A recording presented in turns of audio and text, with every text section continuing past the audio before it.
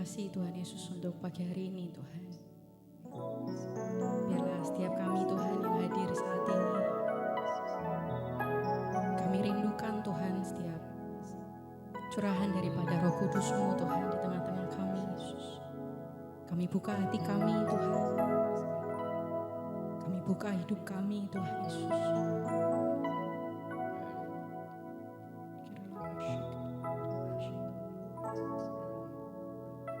Roh Kudus penuhi hatiku.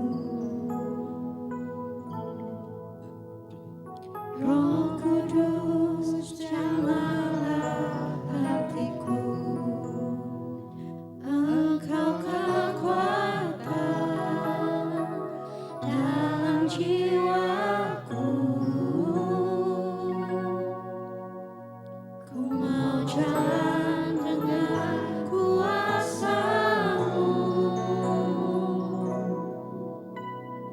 Roh Kudus jagai hidupku. Roh Kudus urapi hidupku. Engkau kekuatan dalam jiwaku. Ku mau jalan dengan kuasa-Mu.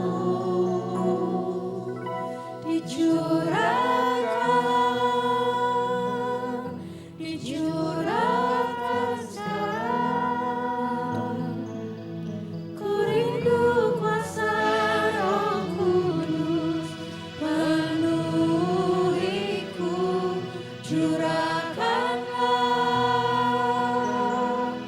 Curahkanlah sekarang. Ku rindu karya-Mu Roh Kudus nyata di dalamku.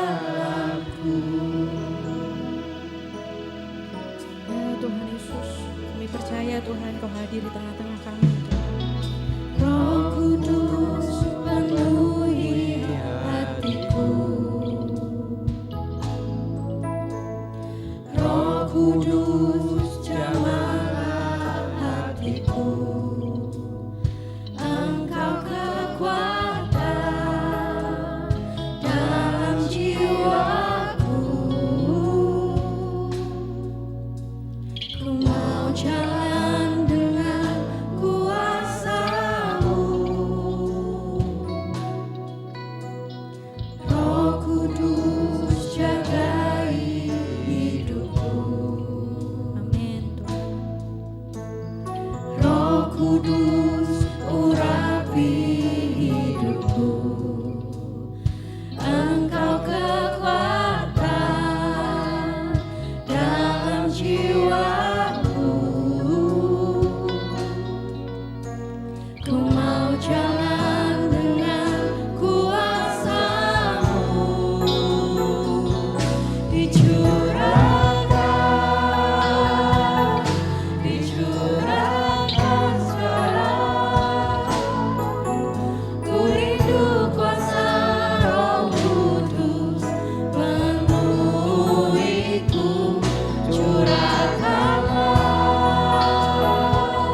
Curahkanlah sekarang. Ku rindu karya-Mu Roh Kudus nyata di dalamku. Bapak Ibu yang dikasihi Tuhan, Roh Kudus adalah pribadi yang sopan Bapak Ibu, di mana jika kita tidak mau membuka setiap hati kita, Dia juga tidak berani untuk masuk dalam hati kita atau kehidupan kita. Untuk itu Bapak Ibu, mari pada pagi hari ini kita mau rindukan lebih lagi di mana Roh Kudus boleh hidup dalam setiap kehidupan kita, memenuhi hidup kita, menuntun dan memimpin setiap jalan-jalan kita. Sebab di saat kita mau membuka hati kita, Dia dengan senang hati masuk dalam hati kita, dalam hidup kita, dan memenuhi setiap kehidupan kita. Amin Bapak Ibu yang Tuhan. Ya, mari kita mau pujikan dan angkat pujian ini satu kali lagi. Roh Kudus penuhi hatiku, Roh Kudus jamahlah hatiku, Engkau kekuatan dalam jiwaku, ku mau jalan dengan kuasa-Mu, ya Tuhan. Roh Kudus jagai hidupku, Roh Kudus urapi hidupku, Engkau kekuatan dalam jiwaku, ku mau jalan dengan kuasa-Mu, dicurahkan sekarang, ku rindu kuasa Roh Kudus penuhiku, curahkanlah sekarang, ku rindu karya-Mu Roh Kudus nyata di dalamku. Katakan dicurahkan. Mari kita mau bangkit berdiri Bapak Ibu sekarang. Dicurahkan sekarang, ku rindu kuasa Roh Kudus penuhiku,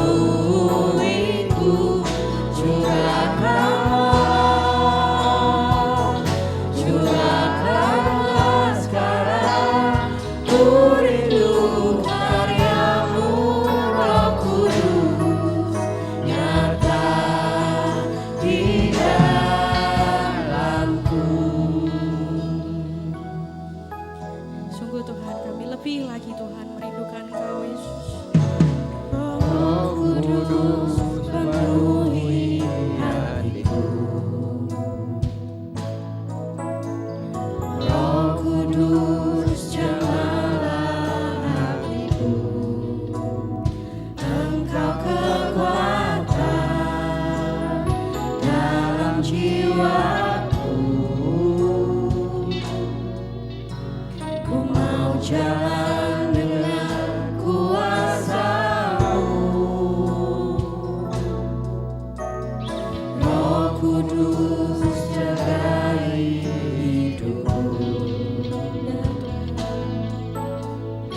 Roh Kudus urapi hidupku, Engkau kekuatan dalam jiwaku, ku mau jalan dengan kuasa-Mu, dicurahkan sekarang, ku rindu kuasa Roh Kudus penuhiku, curahkanlah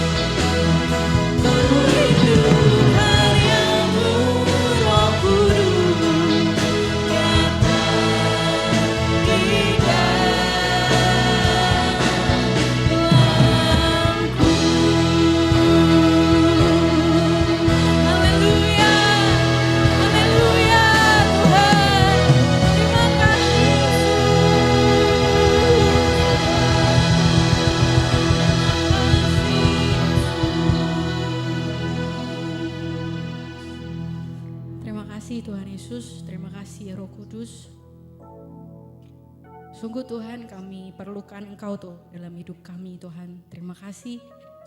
Ini kami Tuhan, anak-anak-Mu. Ini kami Tuhan, siap Tuhan untuk Kau pimpin lebih lagi Tuhan dalam setiap kehidupan kami.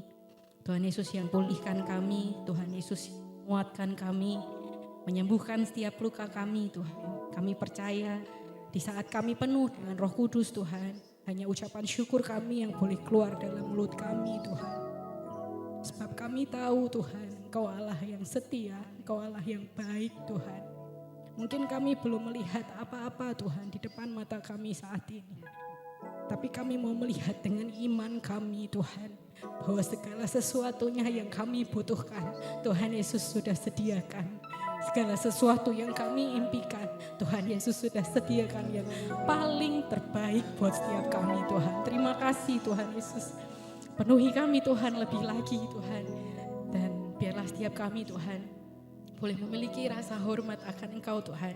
Biarlah ini ibadah kami Tuhan, kami persembahkan hanya kepadamu Yesus. Ini hati dan hidup kami Bapa.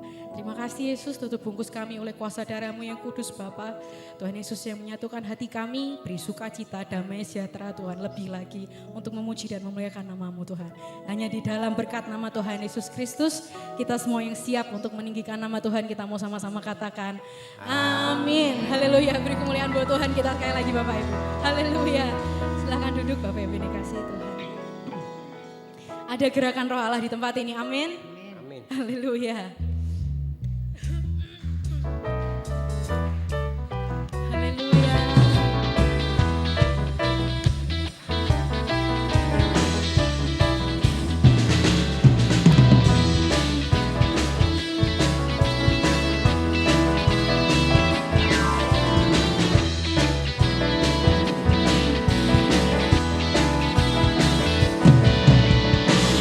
Ada gerakan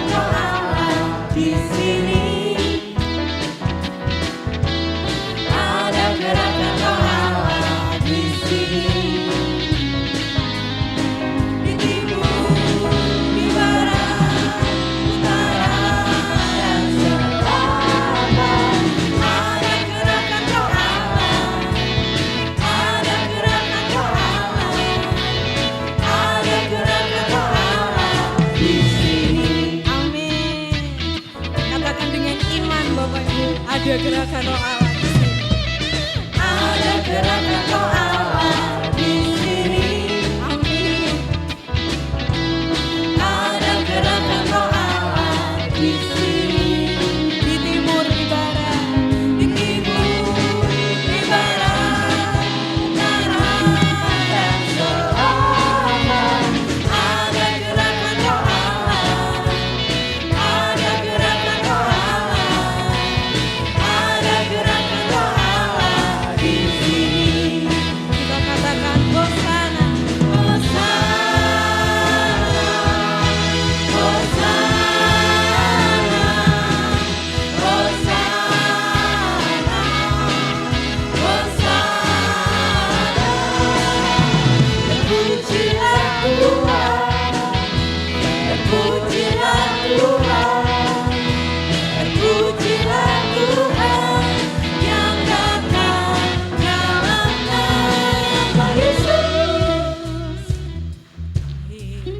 Haleluya.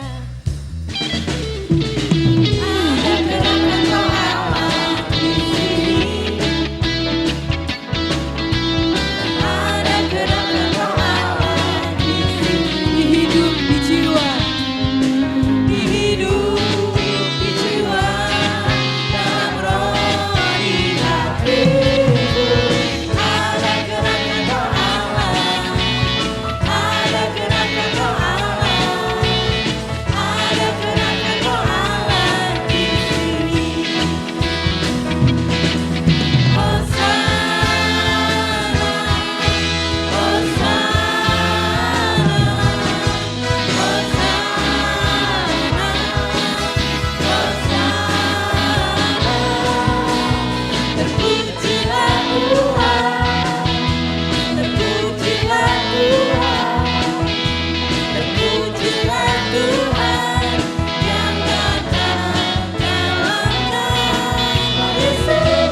mari kita mau bangkit berdiri Bapak Ibu.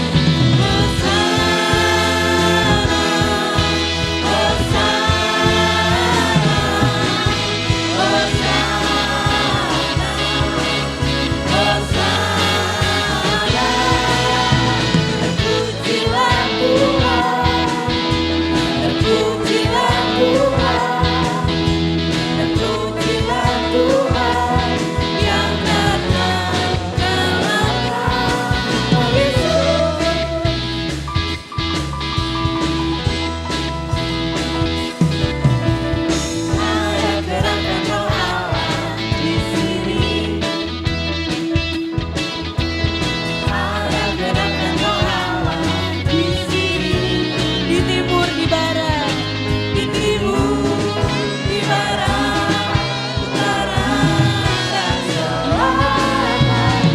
ada gerakan roh Allah.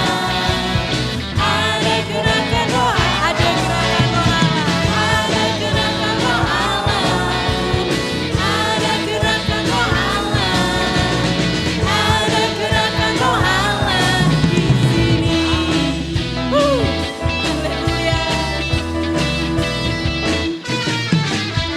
Haleluya. Haleluya buat Tuhan kita.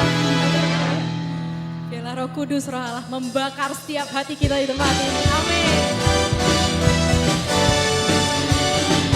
Haleluya.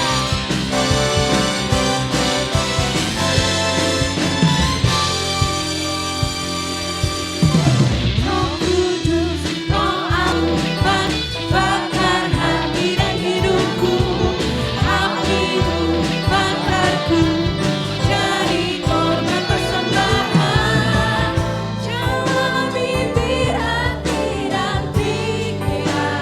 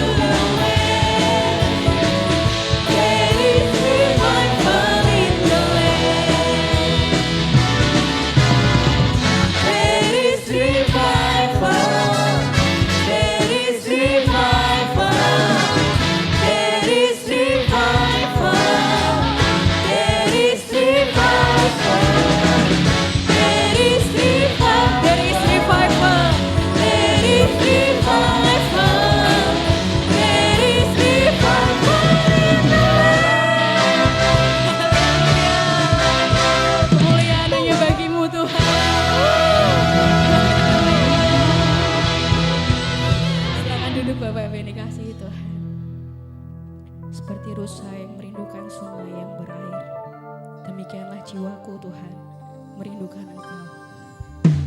Seperti rusa rindu sungaimu, jiwaku rindu Engkau. Kaulah Tuhan hasrat hatiku, ku rindu menyembahmu. Seperti rusa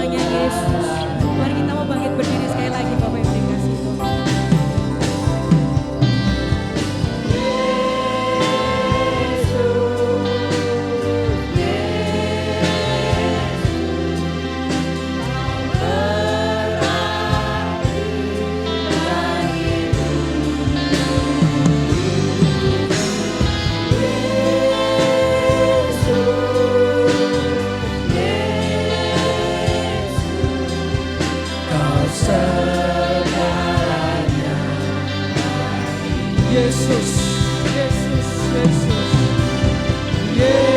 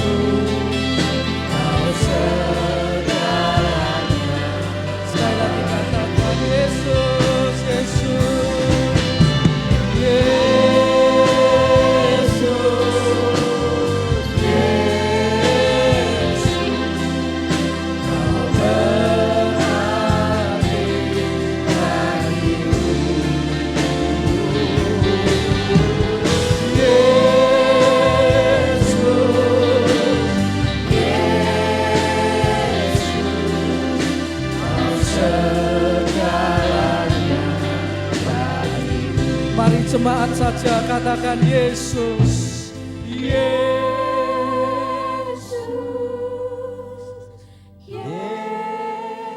Yesus, Kau berarti bagiku.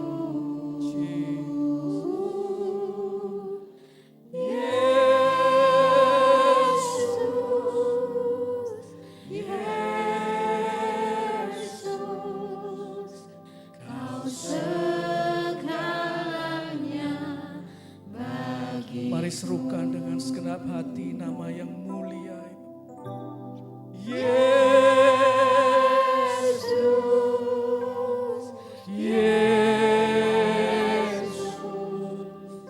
Kau berarti bagiku.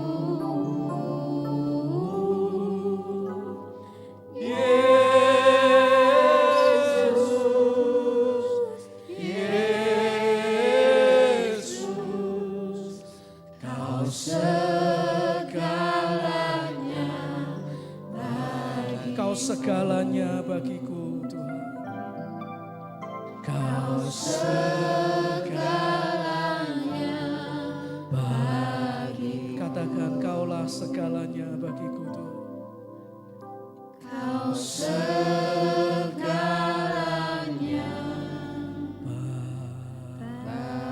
bagiku. Mari sembah Dia saudara.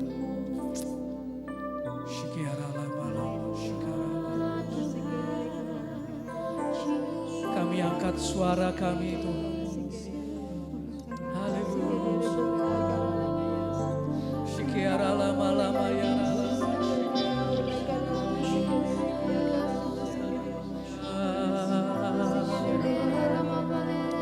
Kora lama shikiara lama lama ya Haleluya. Shikiara lama ya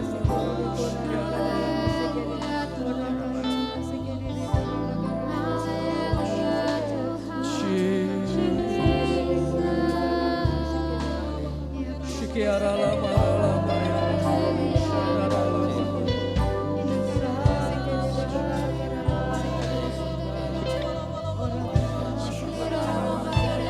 Shikiara lama lama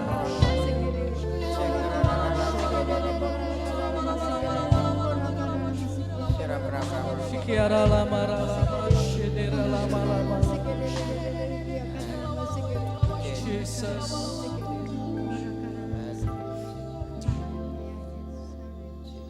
Terima kasih Tuhan.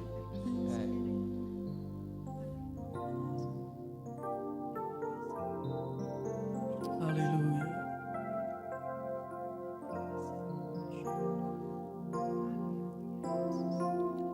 Bapakku yang baik, Kau sangat ku cinta.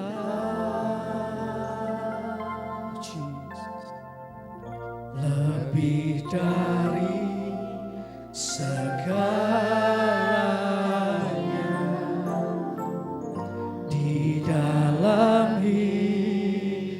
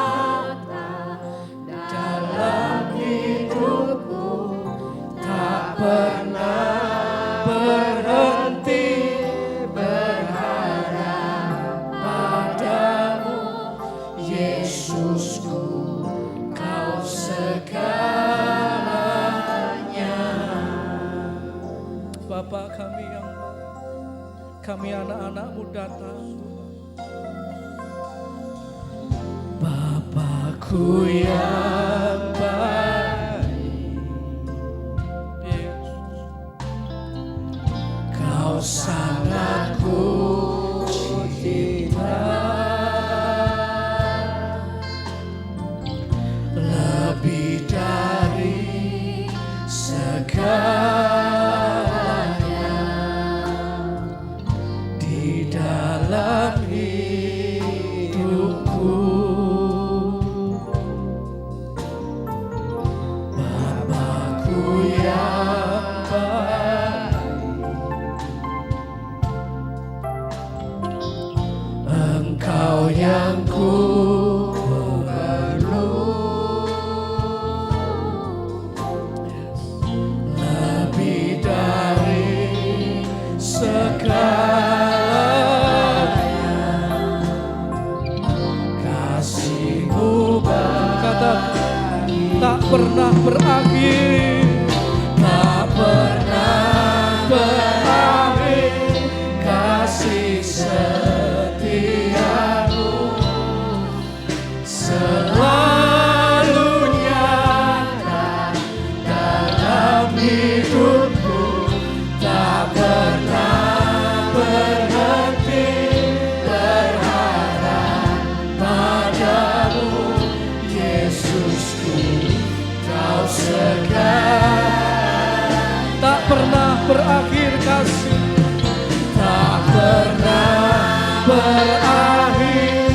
Kasih setia-Mu selalu nyata dalam hidupku, tak pernah berhenti berharap padamu. Yesusku, Kau segalanya. Mari jemaat sekali lagi katakan tak pernah berakhir, tak pernah berakhir. Kasih setia-Mu selalu nyata dalam hidupku, tak pernah berhenti berharap padamu. Yesusku, Kau segala, Yesusku, Kau segalanya. Yesusku, Kau segalanya. Yesusku, Kau segalanya. Yesusku, Kau segalanya. Mari berikan tepuk tangan buat Tuhan. Haleluya.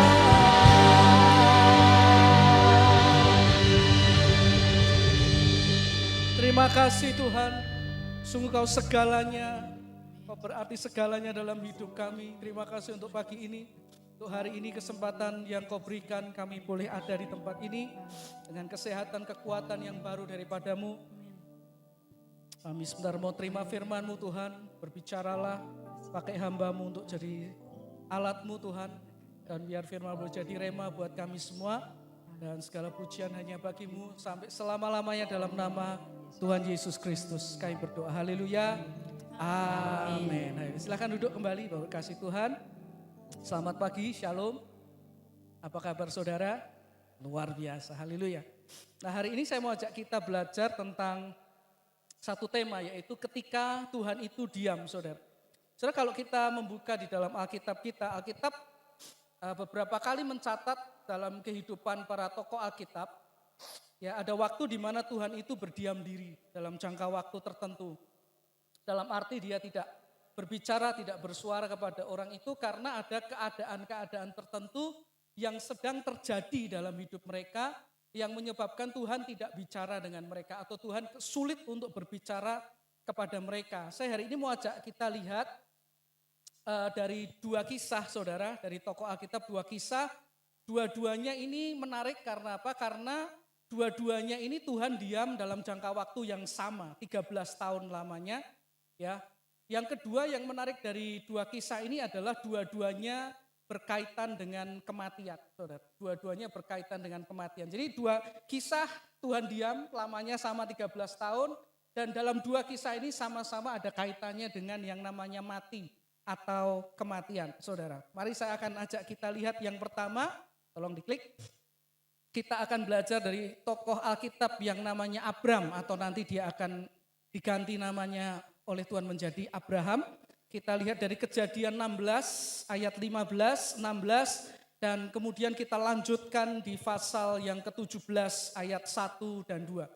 Kejadian 16 ayat 15 dan 16, dan kemudian dilanjutkan dengan 17 ayat 1 dan ayat yang ke-2.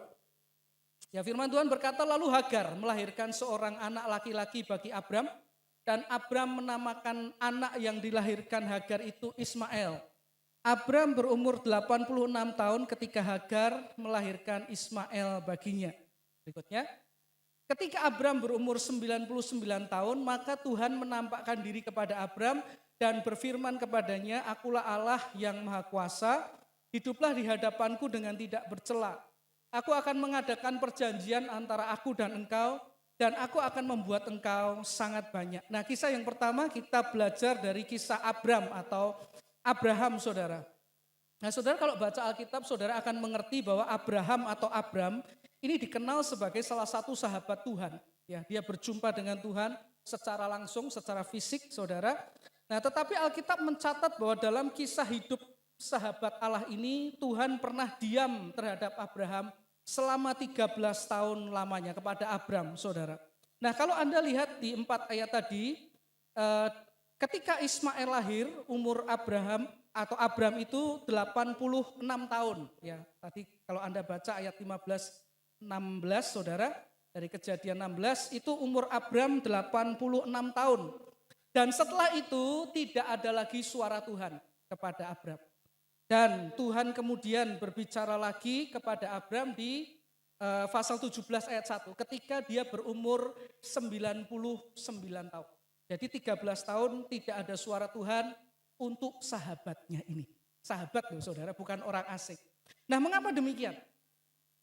Jadi kisah ini diawali ketika istri Abram punya satu ide untuk membantu Tuhan supaya mereka bisa segera punya anak. Seperti saudara tahu, Abram dan Sarai dijanjikan Tuhan memiliki anak, saudara. Tapi sampai usia Abram sekitar 85-86 tahun, janji itu belum tergenapi. Ya, masih belum punya anak. Nah, istri Abram, Sarai, kemudian punya ide yang menurut dia brilian, saudara. Ide ini nantinya disetujui oleh Abram, yaitu memberikan Hagar. Hagar ini adalah hamba perempuannya si Sarai untuk jadi dalam tanda petik jalan keluar supaya mereka bisa segera punya anak. Jadi Hagar ini kemudian diberikan kepada Abram supaya bersetubuh gitu ya saudara. Dan akhirnya Abram kemudian punya anak dari Hagar ini saudara. Nah, rupanya yang dilakukan oleh Abram ini tidak berkenan di hati Tuhan. Sehingga salah satu dampaknya adalah Tuhan berhenti berbicara kepada sahabatnya ini selama 13 tahun lamanya.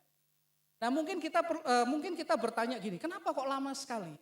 Butuh waktu 13 tahun, saudara. Saya menemukan bahwa rupanya Tuhan diam 13 tahun itu tidak hanya karena perbuatan Abram yang tidak berkenan di hadapan Tuhan tadi, tetapi juga karena Tuhan itu menunggu sampai Abram ini dalam tanda petik mati, saudara. Atau mengalami kematian di dalam hidupnya. Artinya adalah habis kekuatannya sebelum Tuhan berbicara lagi kepada Abram tentang janjinya memberikan anak pada Abram dan Sarai, saudara. Nah, saudara kasih Tuhan, kalau kita lihat ketika kemudian di umur 99 tahun ini Tuhan berbicara lagi kepada Abram, usianya saat itu sudah 99 tahun, saudara. Di mana usia 99 tahun ini kalau Anda baca di Ibrani 11 ayat yang ke-12, tolong diklik. Dikatakan ini, itulah sebabnya dari satu orang malahan orang yang telah mati pucuk, itu usia Abram, 99 tahun. Itu kondisinya telah mati pucuk, terpancar keturunan besar seperti bintang di langit dan seperti pasir di tepi laut yang tidak terhitung banyaknya. Ya, jadi ketika Tuhan berbicara kepada Abram, usianya sudah 99 tahun, di mana di usia itu dia dikatakan sudah mati pucuk, saudara. Nah, menarik sekali bahwa kata atau kalimat mati pucuk ini kalau Anda baca dalam salah satu terjemahan bahasa Inggris diartikan dengan as good as dead, saudara. Atau sama dengan orang yang sudah mati. Sama dengan orang mati, itu keadaan Abraham. Dalam arti kondisi Abraham sudah tidak punya kekuatan lagi, sudah tidak punya keakuannya lagi. Nah, dalam kondisi yang sudah mati inilah, baru kemudian Tuhan bisa bicara lagi kepada Abram. Nah, jadi dari kisah Abram ini kita bisa lihat kondisi pertama yang seringkali membuat Tuhan diam adalah ketika seseorang termasuk Anda dan saya, secara khusus mendapat janji Tuhan bagi Anda, bagi saya, secara khusus buat kita. Lalu kita menunggu atau orang ini menunggu tapi rasanya janji Tuhan itu belum jadi kenyataan, saudara. Nah, dalam ketidaksabaran kemudian orang ini memutuskan untuk memakai rencana sendiri, caranya sendiri untuk membantu Tuhan. Supaya janjinya itu bisa segera tergenapi, saudara. Supaya bisa menjadi kenyataan. Nah, kita perlu tahu bahwa ketika kemudian seseorang ini berusaha mempercepat datangnya janji Tuhan bagi hidupnya dengan cara dan kehendaknya, padahal waktu Tuhan belum tiba, maka yang akan Tuhan lakukan adalah dia akan mendiamkan orang ini sampai titik di mana orang tersebut sudah tidak punya kekuatan, tidak punya kehendak, tidak punya cara lagi, dan mau berserah total kepada kehendak dan waktu Tuhan, saudara. Ya, ketika orang ini mau mencoba membantu Tuhan, Tuhan akan diemin dia. Sampai dia itu sudah nggak punya kekuatan, kehendak, dan akhirnya mau berserah, mau berpasrah kepada Tuhan pada kehendaknya dan waktunya yang sempurna, saudara. Nah, keadaan di mana seseorang berusaha membantu Tuhan menggenapi janjinya, ini yang dikatakan keadaan hidup. Ini belum mati pucuk, ini belum as good as dead, saudara. Ini orang masih hidup, masih berusaha, masih punya cara, masih ada sesuatu yang diandalkan supaya mempercepat janji Tuhan digenapi di dalam kehidupannya, saudara. Nah, lalu kapan Tuhan akan berbicara lagi dalam hidup orang ini? Nanti ketika orang ini masuk dalam kondisi seperti Abraham. Kondisi yang sudah mati, mengalami kematian, saudara. Barulah Tuhan berbicara lagi akan janjinya bagi orang itu, saudara. Nah, lalu dari mana kita tahu bahwa seseorang itu atau mungkin hari ini ketika kita menantikan janji Tuhan dalam hidup kita, gimana kita tahu bahwa kita sudah mati atau belum di hadapan Tuhan, saudara? Nah, orang mati itu paling tidak punya dua ciri. Ya, tolong diklik, saudara. Paling tidak punya dua ciri utama. Pertama, sudah tidak ada kehendak sendiri. Ya, orang kalau sudah mati, sudah tidak punya kehendak. Saudara pernah datang ke penghiburan? Ya, oh Yerusalem, kota mulia, yang mati tiba-tiba, jaluk sego ayam, sego ayam. Nah, pernah? Itu penghiburan bubar, saudara. Melayu kabeh, saudara, yang datang. Ya kan? Karena apa? Ya sudah nggak pengen makan nasi ayam. Itu saudara sodori di depannya aja dia nggak respon, saudara. Sudah nggak punya kehendaknya sendiri. Nah, Abram sampai titik itu usia 99 tahun, saudara. Waktu dia sudah 99 tahun, sudah tidak ada lagi kehendak membantu Tuhan. Karena apa? Semua cara yang mungkin dia pikirkan sebelumnya, sudah tidak berguna lagi di usia itu, saudara. Yang bisa dia lakukan saat itu adalah berserah pada kehendak Tuhan, pada waktu Tuhan, saudara. Jadi orang yang sudah mati di hadapan Tuhan adalah orang yang sudah bisa, ya sudah Tuhan. Maumu gimana aku tak ikut aja. Berserah. Janji Tuhan waktunya kapan, ikut aja. Yang kedua, sudah tidak ada kekuatannya sendiri. Ya kan enggak ada, saudara. Orang mati gali kubur sendiri, masuk sendiri, nutup sendiri. Enggak ada, saudara. Ya pasrah aja. Ya mau ditaruh di lantai ya sudah pasrah, saudara. Ya mau ditaruh di peti ya sudah, mau dimasukin tanah, dibakar pun ya sudah. Enggak ada kekuatan untuk teriak-teriak kan, saudara. Nah, Abram setelah masuk fase mati, dia sudah tidak punya kekuatan lagi. Karena secara fisik, dia sudah habis kekuatannya untuk bisa punya anak. Sudah selesai, saudara. Sudah mati. Jadi orang yang sudah mati itu adalah orang yang ketika dia nunggu janji Tuhan, sudah tidak lagi pakai kekuatannya untuk membantu menggenapkan janji Tuhan itu terjadi dalam di hidupnya, saudara. Dia akan masuk di fase berserah pada caranya, pada kehendaknya, pada waktunya. Nah, pada titik seperti ini, Tuhan akan bisa bicara lagi kepada orang itu untuk menggenapi janji-janjinya. Dan percayalah saudara, waktu kita menunggu janji Tuhan, kita tahu teori ini.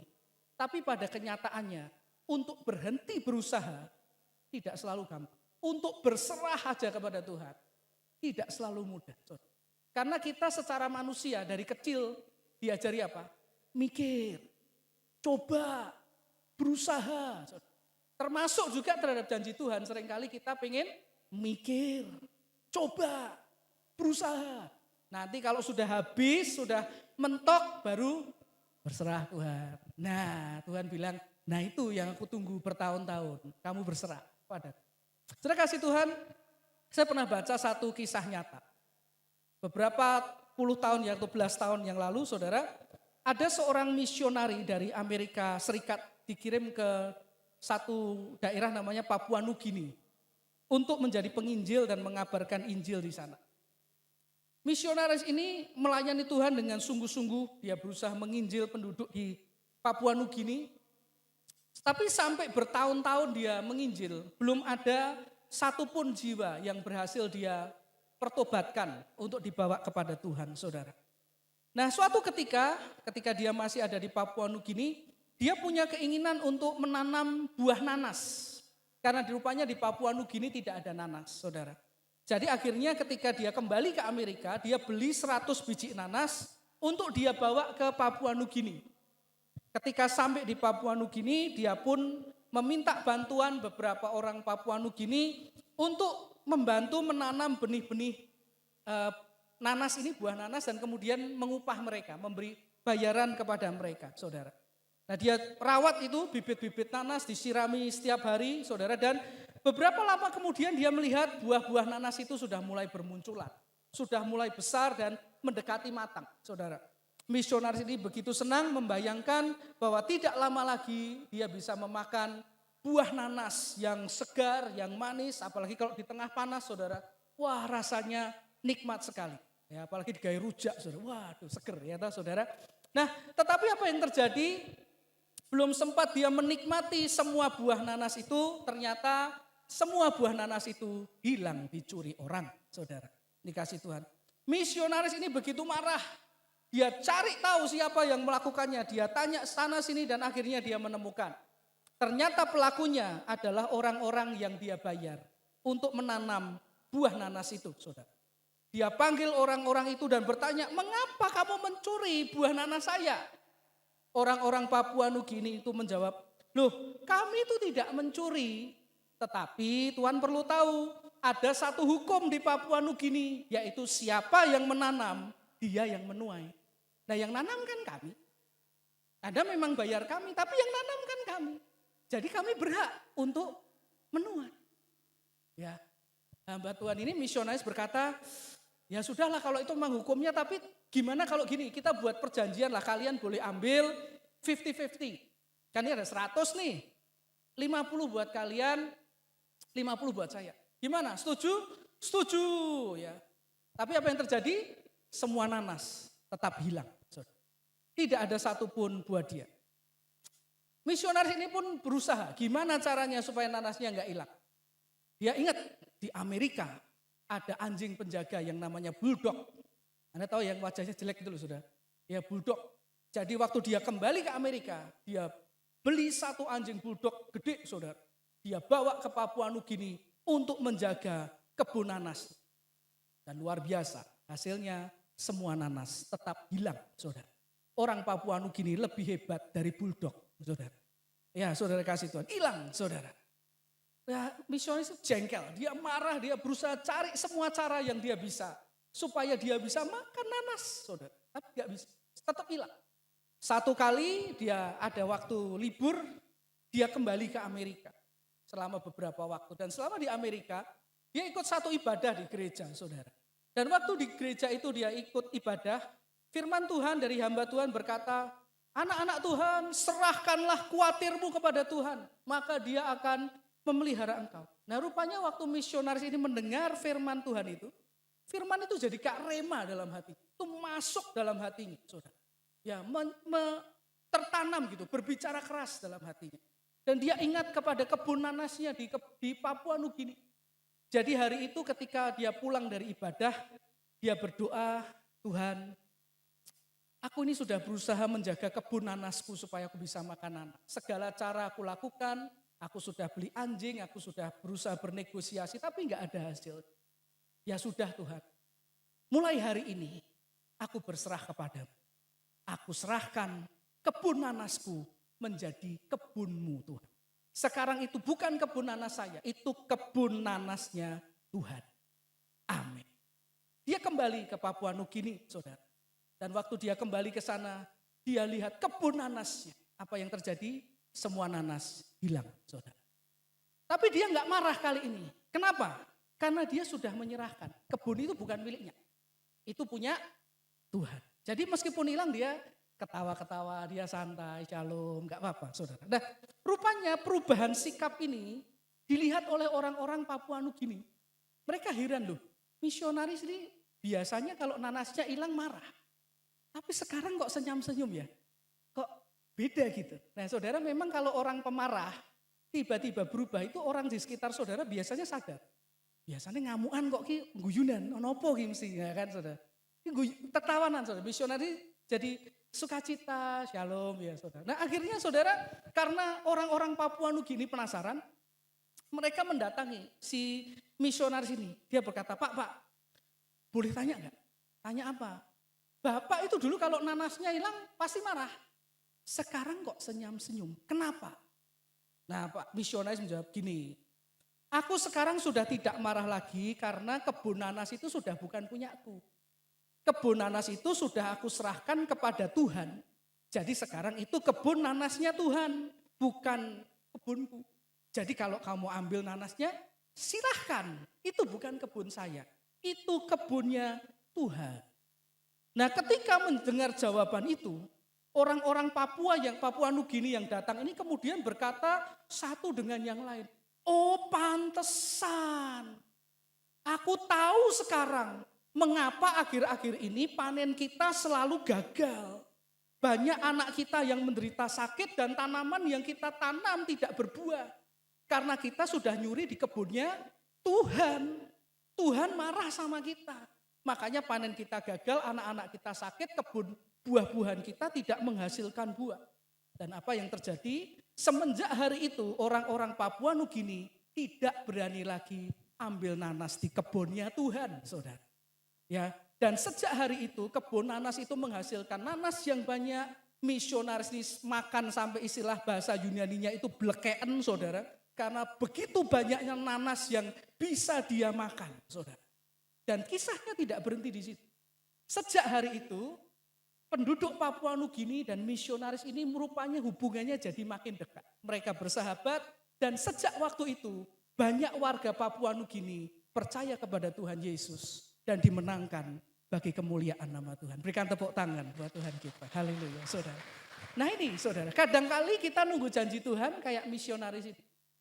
Pakai buldog lah, pakai perjanjian lah, pakai apalah saudara. Tapi untuk berserah susah. Untuk mati sulit saudara. Tapi saudara hari ini kita belajar dari kisah Abraham. Kalau hari-hari ini ada janji Tuhan yang sedang dia janjikan kepada Anda. Dan rasanya saudara berdoa tapi kok enggak datang-datang janji itu. Coba dikoreksi saudara. Coba minta Tuhan koreksi hati kita. Ya siapa tahu selama ini kita belum mati. Masih hidup dan masih mengandalkan banyak hal dalam hidup kita untuk mengenapkan rencana Tuhan. Itu hal pertama yang kita bisa belajar, alasan Tuhan diam. Karena Abraham belum mati. Ya, lalu yang berikutnya yang kedua, tolong diklik. Kita belajar dari kisah Yakub. Siapa Yakub? Yakub ini cucunya Abraham. Abraham punya anak Ishak, punya anak namanya Yakub, saudara. Ya, kita lihat di Kejadian 37 ayat 34 dan 35. Dan Yakub mengoyakkan jubahnya lalu mengenakan kain kabung pada pinggangnya dan berkabunglah ia berhari-hari lamanya karena anaknya itu. 35, sekalian anaknya laki-laki dan perempuan berusaha menghibur dia, tetapi ia menolak dihiburkan serta katanya, tidak, aku akan berkabung sampai aku turun mendapatkan anakku ke dalam dunia orang mati. Demikianlah Yusuf ditangisi oleh ayahnya. Nah, siapa Yakub? Yakub adalah seseorang yang peka mendengar suara Tuhan, baik secara langsung audible maupun secara lewat mimpi, saudara. Baik lewat mimpi maupun lewat perkataan langsung. Bahkan Yakub ini adalah satu-satunya orang yang pernah bergulat dengan Tuhan secara fisik. Dia ketemu seperti Abraham, ketemu secara fisik dan dia bergulat dengan Tuhan dan dia yang menang, saudara. Ya, dia yang menang, saudara, bergulat dengan Tuhan. Lalu Tuhan mengganti namanya dengan Israel, saudara. Apa arti Israel? Pahlawan Allah. Jadi dia pernah dapat surat Tuhan lewat mimpi, pernah dengar secara langsung, pernah ketemu Tuhan, dan diganti namanya menjadi pahlawan Allah. Tetapi terjadi suatu ketika di mana Yakub ini ditipu oleh anak-anaknya, yang mengatakan bahwa salah satu anaknya yang bernama Yusuf, itu anak yang sangat dia kasihi, telah mati dibunuh oleh binatang buas. Ini berita bohong, saudara kasih Tuhan. Nah, ketika mendengar berita kematian Yusuf, maka Yakub dikatakan tadi menjadi sangat sedih, kecewa, dan kemudian terbenam dalam duka yang mendalam, saudara. Terbenam dalam duka yang mendalam. Dia begitu sedih karena anak yang sangat dia cintai yang namanya Yusuf, dia dengar kabarnya sudah mati, saudara. Nah, yang menarik adalah, saudara, kalau Anda baca Alkitab, bahwa Alkitab mencatat bahwa selama Yakub ini ada dalam duka akan berita kematian Yusuf, Tuhan diam. Tidak ada suara Tuhan untuk si Yakub. Lamanya berapa? Sama, 13 tahun, saudara. Lamanya sama dengan kakeknya, 13 tahun. Nah, lalu pertanyaannya, mengapa kok Tuhan tidak bisa berbicara kepada Yakub selama 13 tahun, kok lama sekali? Kenapa, saudara? Nah, kalau Anda lihat, saudara, di Kejadian 37 ayat yang ke-35 ini, yang sedang tampil, dikatakan sekalian anak-anaknya laki-laki dan perempuan berusaha menghiburkan dia, tetapi ia menolak dihiburkan, serta katanya, tidak, aku akan berkabung sampai aku turun mendapatkan anakku ke dalam dunia orang mati. Demikianlah Yusuf ditangisi oleh ayahnya. Nah, kalau Anda perhatikan di sana ada kata dunia orang mati, ya. Sampai aku turun ke dalam dunia orang mati, ya. Nah, tolong diklik, saudara. Kalimat yang dipakai di dunia orang mati itu bahasa aslinya dipakai kata Sheol, atau dalam bahasa Yunani dipakai kata Hades. Sheol itu Ibrani dan Hades itu Yunani. Artinya sama, dunia orang mati. Nah, menurut orang Yahudi, tradisi Yahudi, Sheol atau Hades itu apa? Ya ini penjelasannya. Adalah tempat di mana roh-roh yang telah berpisah dari tubuh akan tetap hidup di, perhatikan ini, wilayah suram yang tidak ada jalan keluar dan tidak ada hubungan dengan Allah atau manusia. Jadi rupanya gini, saudara, saat itu Yakub itu begitu dikuasai kesedihan, kekecewaan, duka dalam hatinya, sehingga iman dan harapnya kepada Tuhan itu lenyap. Dan secara rohani, dia masuk dalam kondisi rohani seperti di dalam dunia orang mati. Atau masuk ke dalam secara rohani, masuk ke dalam Sheol ini atau Hades. Sehingga membuatnya terpisah dari Allah, sehingga Allah sulit berbicara kepadanya. Jadi ini alasan mengapa seorang yang disebut sebagai bahkan pahlawan Allah bisa mengalami kondisi di mana Tuhan sulit berbicara kepadanya, bahkan tidak bisa berbicara, dan akhirnya Tuhan diam selama 13 tahun dalam hidupnya Yakub, karena secara rohani Yakub masuk ke dalam dunia orang mati, atau secara rohani dia masuk ke dalam Sheol atau Hades, saudara. Secara fisik masih hidup, tapi secara rohani dia masuk dalam area ini, Sheol atau Hades. Saya tunjukkan lagi satu ayat di Kejadian 37 ayat yang ke-35 dalam versi yang lain dari AYT, itu Alkitab yang terbuka. Di sana dikatakan dengan semua anaknya, laki-laki maupun perempuan, bangkit untuk menghiburnya, tetapi dia menolak untuk dihibur dan dia berkata, perhatikan ini, aku akan turun ke dalam dunia orang mati. Kepada anakku untuk apa?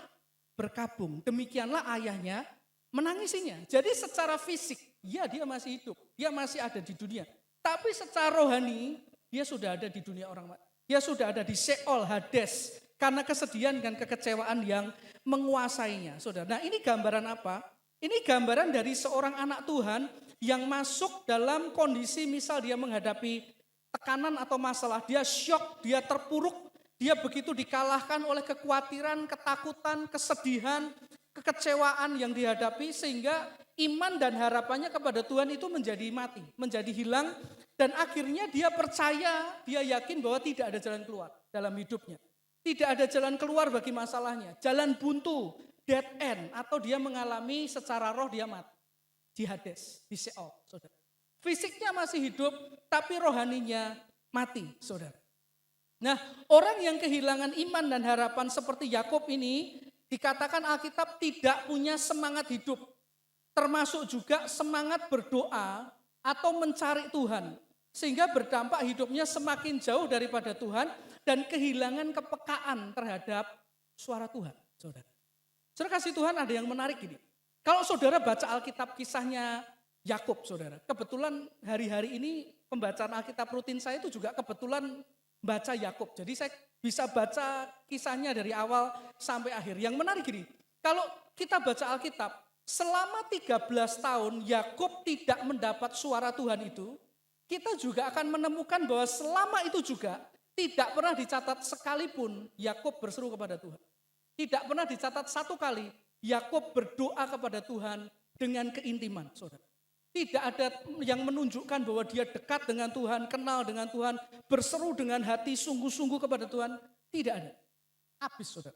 Jadi rupanya semangat untuk mencari Tuhan juga hilang lenyap. Karena dia duka, ya, berduka akibat berita bohong yang dia percayai dan dia rasakan bahwa anaknya sudah mati, saudara.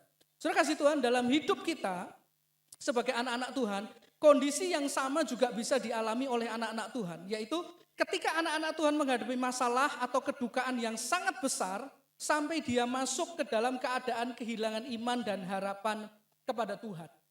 Nah, tandanya apa? Seseorang kehilangan iman dan harapan kepada Tuhan, sederhana sekali, saudara. Yaitu apa? Tidak ada gairah untuk mencari Tuhan dan melakukan hal-hal yang berkaitan dengan berjumpa dengan Tuhan. Seperti saat teduh, datang ibadah, mendengarkan firman, memuji Tuhan, berdoa, mencari Tuhan, saudara. Ketika kita jadi anak-anak Tuhan, tapi melakukan hal-hal yang mencari Tuhan itu jadi beban, saudara. Di waktu kita untuk datang berdoa, membaca firman, mencari Tuhan bersaat teduh itu rasanya buat kita seperti beban yang berat untuk dilakukan. Rasanya bahkan akhirnya kita tidak melakukan. Atau waktu kita melakukan itu kita lakukan dengan terburu-buru, pokoknya cepat selesai, ndangbar, saudara. Tidak ada rasa nikmat di sana, tidak ada kerinduan di sana. Maka kita perlu waspada. Karena apa? Jangan-jangan rohani kita sama dengan Yakub. Ada di dalam Sheol. Dunia kesuraman rohani yang terpisah dari Tuhan, di mana lama-lama ini jadinya kematian rohani, saudara kasih. Saya enggak tahu loh dengan saudara. Tapi saudara kalau hari-hari ini saudara cari Tuhan tanpa ada gairah, saudara. Tanpa ada rindu, tanpa ada semangat. Datang ibadah, berdoa, baca firman itu enggak menarik sama sekali. Hati-hati Bapak Ibu. Itu bisa jadi adalah kondisi. Kita masih anak Tuhan nih. Tapi roh kita di dunia orang mati, saudara kasih Tuhan. Nah saudara kasih Tuhan, hubungan kita dengan Tuhan itu seringkali digambarkan dengan hubungan antara suami dengan istri. Ya kan? Tuhan adalah mempelai pria, kita gerejanya mempelai wanita. Nah coba bayangkan, hubungan suami istri tanpa ada semangat, tanpa ada api, tanpa ada gairahnya lagi. Jadinya kayak ketemu istrinya sudah, wegah aku lihat wajahmu. Males, ya kue meneh gitu ya. Kamu lagi, males ketemu kamu gitu ya. Kalau begitu ngomong, berantem. Ucapannya saling menyakiti. Tiap ketemu bertengkar, saudara. Sudah enggak peduli lagi dengan pasangannya. Kamu mau makan, mau enggak, mau mandi, mau tidak. Kamu mau sakit, mau tidak. Sudah enggak peduli. Ya sudah tidak ada kemesraan sama sekali. Saudara bisa bayangkan kalau rumah tangga seperti ini jadinya kayak apa? Pasti jadi rumah tangga yang suram, saudara. Dan mengarah bisa kepada perpecahan, saudara kasih Tuhan. Nah, sama dengan hidup kita. Kalau kita merasa ketemu Tuhan itu membosankan, ya kan? Aduh Tuhan lagi, kok wis minggu meneh aku dulu ke gereja meneh gitu ya. Lihat Alkitab lagi, bosen aku. Hati-hati, saudara. Kasih Tuhan. Bisa jadi kita ada dalam Sheol secara rohani. Kita ada di dunia orang mati. Nah, satu lagi yang kita perlu waspada dari kisah Yakub yaitu tentang alasan mengapa anak-anak Tuhan bisa kehilangan harapan dan hidup dalam kekecewaan dan rasa duka adalah seperti yang dialami oleh Yakub. Yakub itu berduka karena percaya kepada perkataan dusta. Ya, anaknya bilang Yusuf mati, padahal Yusufnya nggak mati, Yusufnya dijual. Nanti dia akan ketemu lagi kisahnya, saudara. Ini berita bohong yang dia percayai, yang menghancurkan imannya, yang menghancurkan harapnya, yang membuat dia hidup dalam kekecewaan dan duka, yang membuat rohaninya masuk ke dalam Sheol, dunia orang mati, ke dalam Hades, saudara. Nah, ini juga harus kita waspadai. Jangan percaya kepada perkataan dusta atau bohong yang dibisikkan ke telinga dan hati kita oleh siapa? Setan, saudara. Yang berkata sudah tidak ada harapan, yang berkata sudah tidak ada jalan, yang berkata semua sudah terlambat, yang berkata Tuhan sudah nggak peduli denganmu, yang berkata bahwa janji Tuhan itu kan buat pendeta, bukan buat kamu, ya. Yang berkata bahwa kamu tuh nggak layak diampuni, kamu tuh siapa? Kok Tuhan mau memberkati kamu? Siapa kamu? Ya, saudara. Nah, kadangkali anak Tuhan percaya perkataan ini. Anak Tuhan lebih percaya perkataan ini daripada perkataan firman Tuhan, saudara. Dan akhirnya itu membuat rohaninya hancur, Bapak Ibu. Nah, saudara kasih Tuhan, karena itu kita perlu hati-hati. Saudara, jika anak Tuhan percaya kepada perkataan seperti ini, padahal itu bukan perkataan Tuhan bagi hidupnya, maka ada kemungkinan besar keadaan yang dialami Yakub juga akan dia alami, yaitu secara rohani dia masuk ke dalam dunia orang mati yang membuatnya terpisah dengan Tuhan karena terlalu bersedih, berduka dan kecewa, saudara. Nah, coba kita lihat berikutnya apa yang terjadi setelah Yakub tahu bahwa anaknya Yusuf masih hidup. Kita lihat di Kejadian 45 ayat 26 dan 28 dan lanjut ke Kejadian 46 ayat 1 dan 2. Mereka menceritakan kepadanya Yusuf masih hidup, bahkan dialah yang menjadi kuasa atas seluruh tanah Mesir. Tetapi hati Yakub tetap dingin sebab ia tidak dapat mempercayai mereka. Tetapi ketika mereka menyampaikan kepadanya segala perkataan yang diucapkan Yusuf dan ketika dilihatnya kereta yang dikirim oleh Yusuf untuk menjemputnya, Alkitab mengatakan, maka bangkitlah kembali semangat Yakub, ayah mereka itu. Kata Yakub, cukuplah itu, anakku Yusuf masih hidup, aku mau pergi melihatnya sebelum aku mati. Lanjut. Klik lagi. Kemudian Israel berangkat beserta dengan segala miliknya. Lalu ia tiba di Beersheba dan mengorbankan kurban kepada Allah ayahnya Ishak. Ayat 2, Allah berkata kepada Israel dalam penglihatan pada waktu malam, firman-Nya, Yakub, Yakub. Yakub berkata, inilah aku. Jadi akhirnya Yakub tahu bahwa Yusuf anaknya masih hidup dan semangatnya bangkit lagi. Harapannya bangkit lagi. Imannya bangkit lagi. Saudara kasih Tuhan, yang menarik adalah kalau Anda baca dalam Alkitab The Message, kalimat dalam ayat 27, maka bangkitlah semangat Yakub itu. Bangkitlah semangat Yakub. Tolong naikkan satu. Tolong diklik ke atas satu. Nah, maka bangkitlah kembali semangat Yakub itu, saudara. Itu diterjemahkan dengan the blood started to flow again, saudara. Darah mulai mengalir lagi. The blood started to flow again, saudara. Berbicara apa? Tentang kehidupan, ngalir lagi di hidup Yakub. Dia keluar dari Sheol, dia bukan mati lagi rohaninya, dia hidup. Sheol secara rohaninya dia tinggalkan dan rohaninya kembali hidup di hadapan Tuhan. Apa yang kemudian terjadi? Tolong diturunkan lagi ayat berikutnya. Ini yang terjadi, saudara. Di Kejadian 46 ayat 1 dikatakan bahwa Yakub setelah 13 tahun tidak pernah terkoneksi dengan Tuhan. Untuk pertama kalinya mempersembahkan lagi korban kepada Tuhan. Begitu the blood started to flow, korbannya keluar lagi, saudara. Ada seruan lagi, ada harapan lagi, ada gairah lagi, ada kehidupan lagi di hadapan Tuhan. Dan ayat 2 langsung Allah bisa ngomong lagi kepada Israel. Allah berbicara lagi kepada Yakub. Jadi Bapak Ibu kasih Tuhan, peliharalah hidup rohani kita. baik-baik. Belajar untuk percaya kepada setiap perkataan firman Tuhan di atas semua perkataan manusia dan perkataan setan. Saudara, jangan dipercaya. Karena kalau kita lebih percaya perkataan setan dan manusia bisa membuat rohani kita masuk ke dalam dunia orang mati. Dan waktu kita masuk, kita cari suara Tuhan. Susah Bapak.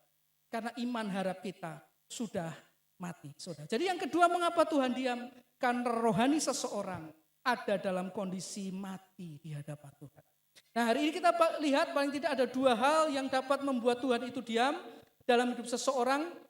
Pertama adalah jika seseorang mencoba dengan kekuatannya sendiri membantu Tuhan menggenapkan janjinya. Dan kedua adalah ketika seorang dikalahkan oleh tantangan, masalah, persoalan, kesedihan, saudara, dan kekecewaan. Sehingga iman dan harapannya habis dan menjadi mati rohani di hadapan Tuhan. Dan saya berdoa kita menjadi orang-orang yang terus menjaga rohani kita. Supaya bisa senantiasa mendengar suara Tuhan dalam hidup kita. Amin. Mari kita berdoa untuk firman Tuhan. Terima kasih Tuhan untuk firman-Mu. Kami bersyukur untuk apa yang telah Engkau sampaikan. Biar firman-Mu ini menjadi rema untuk hidup kami. Agar kami jadi orang-orang yang mau belajar untuk berserah kepada kehendak rencana-Mu dan waktu-Mu yang indah dalam hidup kami. Dan mau menjaga hidup rohani kami, percaya kepada firman-Mu di atas semua hal yang ada dalam kehidupan kami. Terima kasih Tuhan untuk firman-Mu ini. Biar firman menjadi rema buat kami semua. Dan kami serahkan semua dalam nama Tuhan Yesus Kristus. Haleluya. Amin. Tuhan berkati kita semua.